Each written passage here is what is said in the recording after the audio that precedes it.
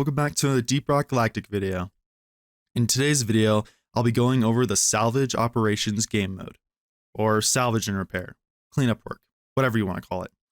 Either way, I'll be explaining what this mode is and give some tips here and there. Before I get into it, if YouTube recommends my videos to you and you like what I make, then maybe consider subscribing. I'd really appreciate it, and I'd like to have you along for the ride. Alright, essentially, what you need to know is an old team had too much to drink at the Abyss Bar and all stumbled into the drop pod, died, and now Mission Control is pissed and wants you to go in and, well, salvage and repair. Pick up where the old team had failed, starting with repairing the mules the old team had taken with them.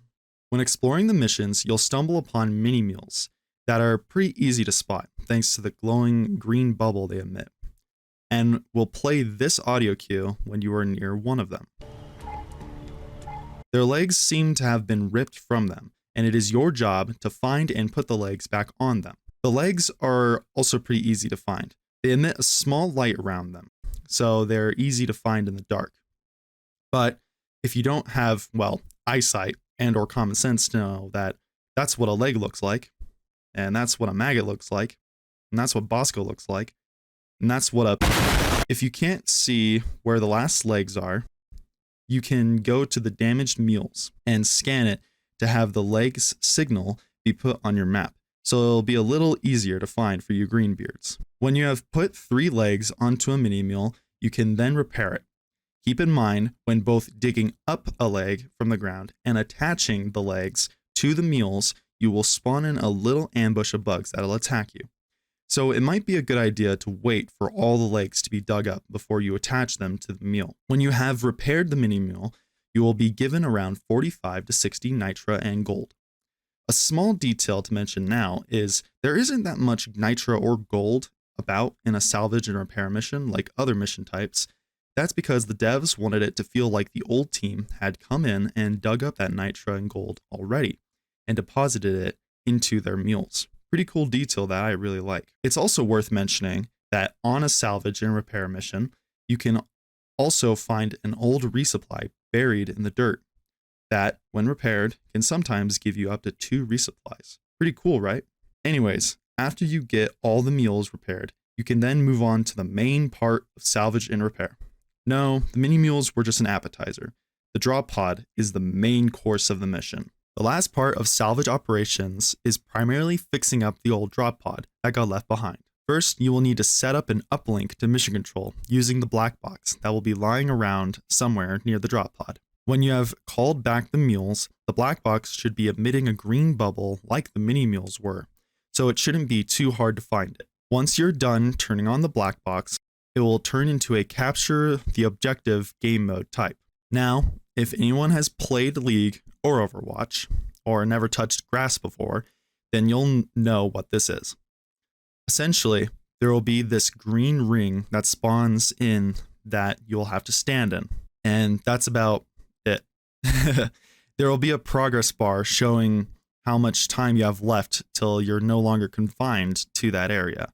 And yes, stepping outside of this green area will slow down your progress. If you are also playing with teammates, it will speed things up or slow things down, depending on however many of you are standing in the circle. And no, Bosco doesn't count, he's a robot.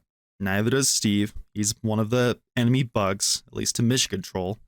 And Molly, well, she's in the drop pod, so you're kinda on your own. Once you have completed this and survived the horde of enemies, guess what?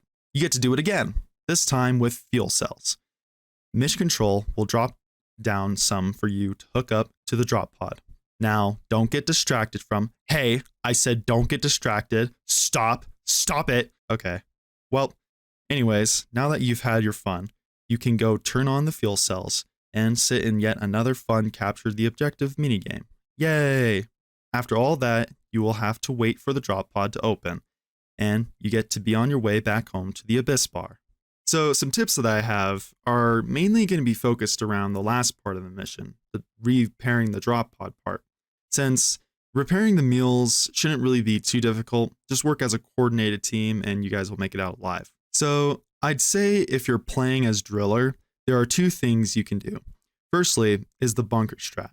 where you tunnel under the black box and or the fuel cells and make a choke point for you and your team to kill the bugs in.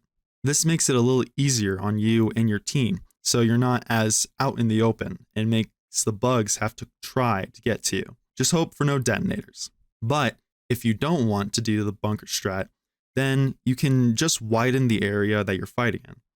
If the black box and or fuel cells are right up against a wall, the driller can just carve out more area for you and your teammates to move around in, making the battlefield a little more even. For scout, I'd say if you haven't gotten the secondary done yet, and you're playing on a team of, let's say, 4 dwarves, then the scout can go looking around for what's left of the secondary, whilst your other teammates repair the drop pod. The engineer class can also do 2 things to help you out as well. NG can make a platform roof over you as to protect you from flying enemies, making them have to fly under and closer to get to you, as well as block menace shots from hitting you, acid spitters, and web spitters. NG should also be plugging up the holes that the fuel cells made and any resupply pods made, just to ensure no bugs will be spawning above or behind you. And finally, Gunner. Well, we know what Gunner does. He's got a big gun that goes brr. And that's salvage operations. I hope this video helps any of you new players to Deep Rock Galactic. And if you already knew what salvage operations was, I hope I made some of you laugh. Till next time, everyone, rock and stone.